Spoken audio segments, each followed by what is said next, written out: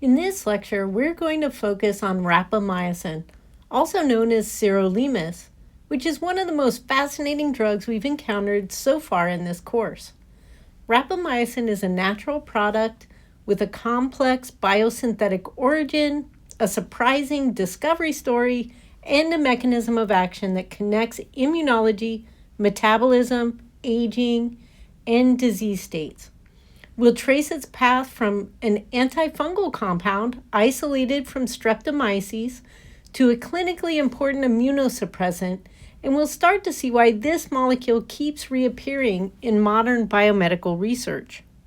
Rapamycin is a macrolactone natural product isolated from Streptomyces species that were collected on Rapa Nui, also known as Easter Island.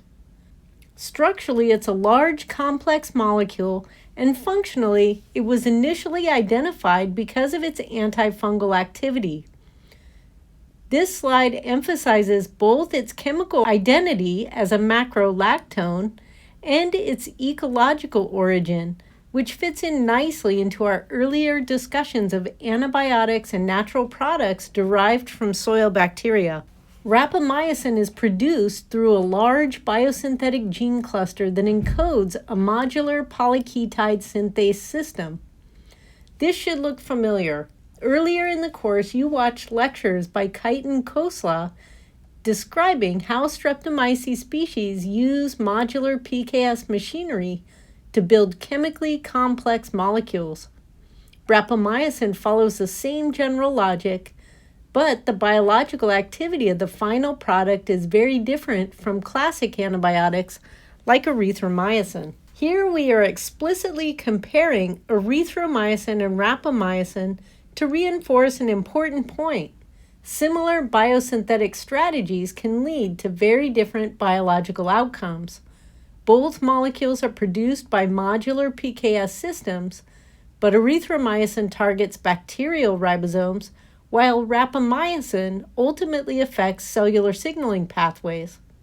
This comparison reinforces why understanding biosynthesis helps us appreciate chemical complexity, but does not by itself predict the biological target. If we are comparing these two natural products, we can see that they are both produced by Streptomyces species of bacteria, although they are not produced by the same organism. These are different species of Streptomyces. They are both produced from modular PKS biosynthesis to produce very large macrocycles. Overall, the large number of Streptomyces species found in nature and the modular nature of natural product biosynthesis means that there is massive chemical diversity in the types of natural products that can arise through the process of evolution and natural selection. They can also target different biological processes within the body. Recall that erythromycin inhibits the activity of the bacterial ribosome and serves as a potent antibiotic, while rapamycin displays immunosuppressive activity within humans. We're going to take a closer look at this biological activity today. Rapamycin was initially identified because of its potent antifungal activity, as shown by the zones of inhibition around rapamycin-producing strains. At this stage, rapamycin looked like a promising antimicrobial compound, similar to many other natural products isolated from Streptomyces. However, this antifungal activity was only the beginning of its story. Researchers wanted to know how this compound was mediating this antifungal activity. To determine this, they screened yeast colonies, Saccharomyces cerevisiae, for mutants that were resistant to the drug. From the mutants, they identified two genes that are the names TOR1 and TOR2, or Target of Rapamycin 1 and 2, that when mutated, they allowed the yeast to survive in the presence of the rapamycin. The target of rapamycin is an evolutionarily conserved serine threonine protein kinase, functioning as the heart of signaling networks towards nutrient and hormonal sensing. The role of these networks is to regulate anabolism and catabolism, or the building up or breaking down of molecules, by coordinating numerous cellular metabolic processes such as protein translation, the formation of ribosome components, messenger RNA stability, autophagy, cell cycle, transcription, and cellular architecture. Rapamycin works by binding and inhibiting the biological activity of TOR proteins. However, rapamycin cannot bind on its own. It must first bind with the chaperone protein called FKB12. Once bound to the chaperone, the complex can bind and inhibit TOR activity. This discovery was pivotal because it shifted rapamycin from being viewed as an antimicrobial agent to a compound with profound effects on eukaryotic cells. In model organisms like yeast, TOR signaling is divided between TOR1 and TOR2 complexes, which regulate overlapping but distinct cellular processes. These include protein synthesis, cytoskeletal organization, and stress responses. The evolutionary conservation of TOR signaling explains why rapamycin has effects across many species, from fungi to humans. Rapamycin was initially pursued as an antifungal agent, but early experiments revealed serious red flags. In laboratory cultures and animal models, rapamycin strongly inhibited T cell and B cell proliferation. While this immune suppression was biologically interesting, it made rapamycin unattractive as a traditional antimicrobial drug, and the compound was nearly abandoned. This slide highlights one of the most remarkable stories in drug discovery. Despite being told to destroy the samples, Dr. Suren Segal preserved the rapamycin-producing bacteria in his own home freezer. Years later, after corporate mergers and renewed interest, rapamycin was resurrected as a therapeutic candidate. This story underscores how scientific persistence and individual decisions can profoundly influence medical process. You will listen to the discovery of this unique and inspirational compound in the Radiolab podcast, The Dirty Drug in the Ice Cream Tub. The treatment of animals with rapamycin during organ transplantation revealed immunosuppression with less toxicity compared to other immunosuppressants such as cyclosporin A and FK506, as well as improved graft survival.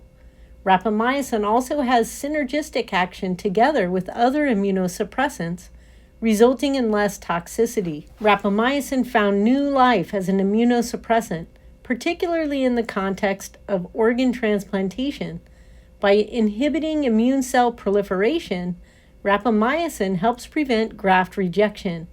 Clinically, it is used under the names of Sirolimus and Everolimus, and it represents a mechanistically distinct class of immunosuppressive drugs.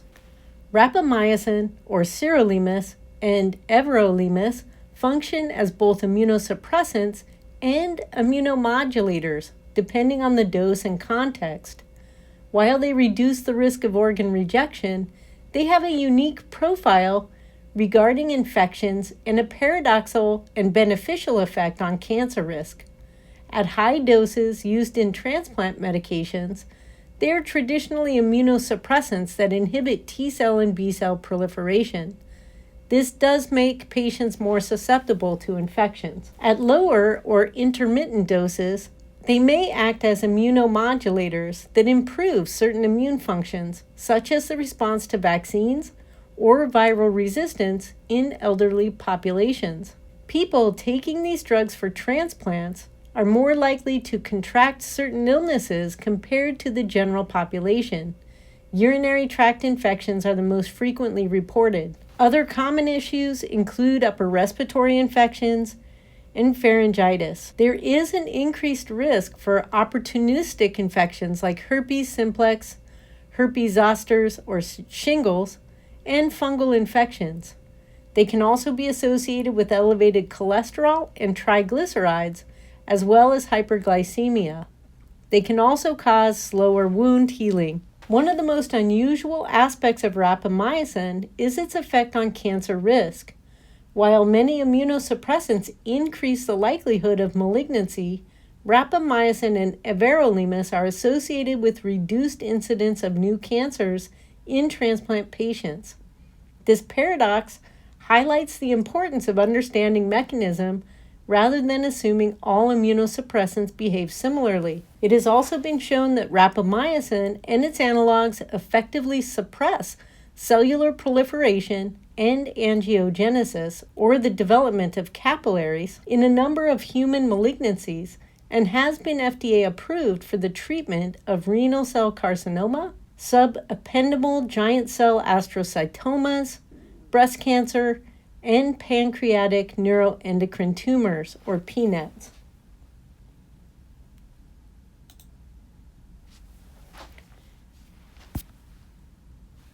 In mammals, TOR is referred to as mTOR, or mammalian target of rapamycin. mTOR integrates signals related to nutrient growth factors and energy availability to regulate protein synthesis and metabolism. Inhibiting mTOR has widespread consequences that extend far beyond immune cells. One process that I want to dive into a little more deeply is this process of autophagy. mTOR inhibits or reduces the activity of autophagy. As an inhibitor of mTOR, rapamycin has the opposing effect of increasing autophagy within cells. So what exactly is autophagy? The term autophagy, which literally translates to self-eating, was invented by Christian de Duvet in 1963 to describe the presence of double-membraned vesicles containing cytoplasmic constituents within the cell. These vesicles encapsulate cytoplasm, organelles, and proteins, are known as autophagosomes, and are phenotypic hallmark of macroautophagy, the most prevalent and extensively characterized form of autophagy.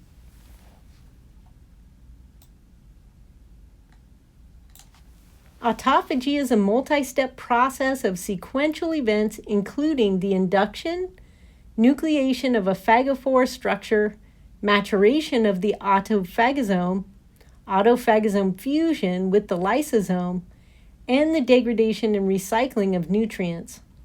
The process of autophagy is evolutionarily conserved from yeast to mammals and serves as an essential adaptation mechanism to provide cells with the source of energy during periods of nutrient deprivation and metabolic stress. Under homeostatic conditions, cells maintain a constitutive basal level of autophagy as a method of turning over cytoplasmic content. Autophagy can also be induced in response to cellular stresses, such as nutrient deprivation, oxidative stress, DNA damage, endoplasmic reticulum stress, hypoxia, and infection. Autophagy plays critical roles during embryonic development and is essential for maintaining cell survival, tissue homeostasis, and immunity. Importantly, dysfunctional autophagy has been linked to cancer, infectious diseases, neurodegeneration, muscle and heart diseases, as well as aging. Autophagy is negatively regulated by nutrient-sensing mammalian target of rapamycin, or mTOR kinase, a master regulator of cellular growth and metabolism. Under nutrient-rich conditions, mTOR inhibits autophagy by preventing the formation of autophagy initiation. As an inhibitor of mTOR, rapamycin increases autophagy while it also decreases cell growth and proliferation.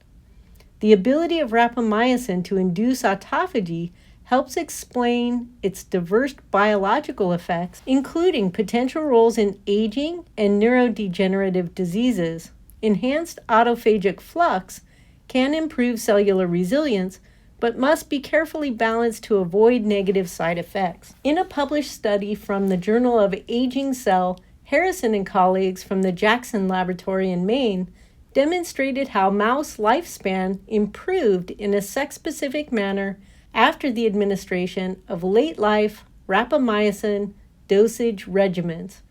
In the study, 20-month-old mice were either continuously given rapamycin until the 23-month mark, continuously given rapamycin past the 23-month mark, or given rapamycin every other month until the 23-month mark. In male mice, all three treatments were equally effective. However, continuous exposure past the 23-month mark showed to be the most effective in female mice. This study is interesting not only because rapamycin was useful in extending the life of the rodents, but it also showed that the drug molecules can affect different sexes of the same species with different efficacies and toxicities. This is very important to consider when testing drug compounds in the human population, as features such as sex and race may impact overall drug effectiveness and safety. With regards to increasing longevity, these findings have sparked intense interest in rapamycin as a potential aging intervention, though translating these results to humans remain an active area of research and debate. Rapamycin's pleiotropic effects include prevention of organ rejection, cancer treatment, and modulation of aging pathways.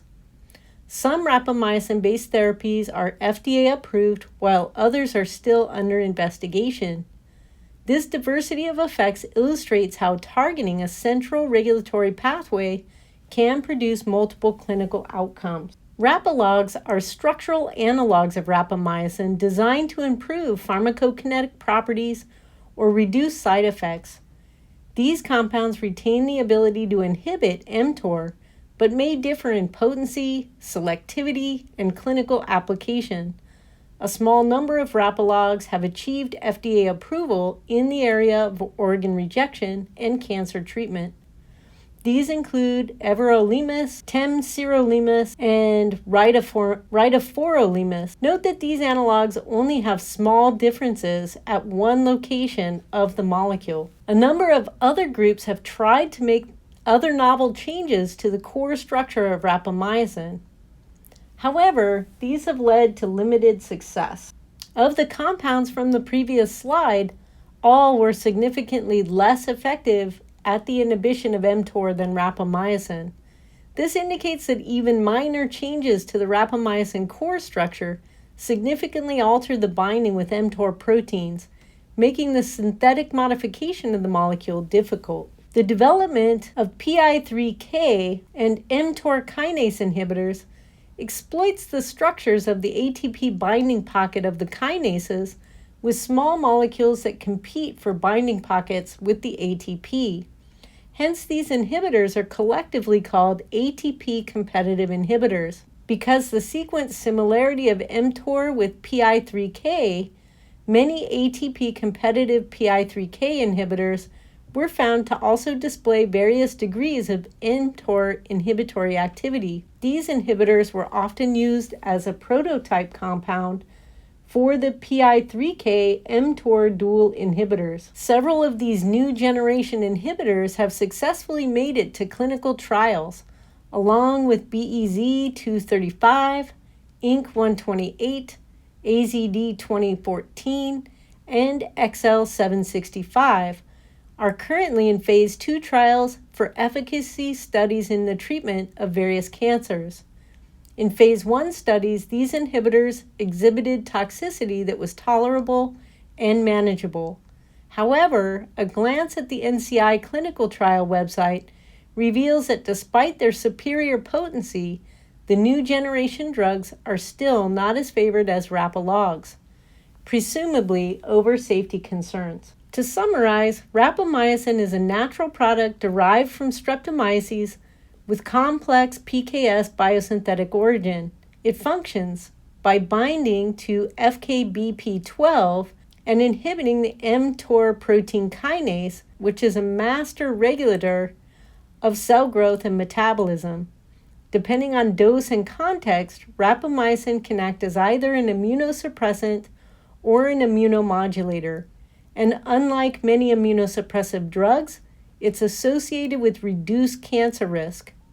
Rapamycin exemplifies how deep mechanistic understanding enables drug repurposing and reveals unexpected connections between immunity, metabolism, aging, and disease states.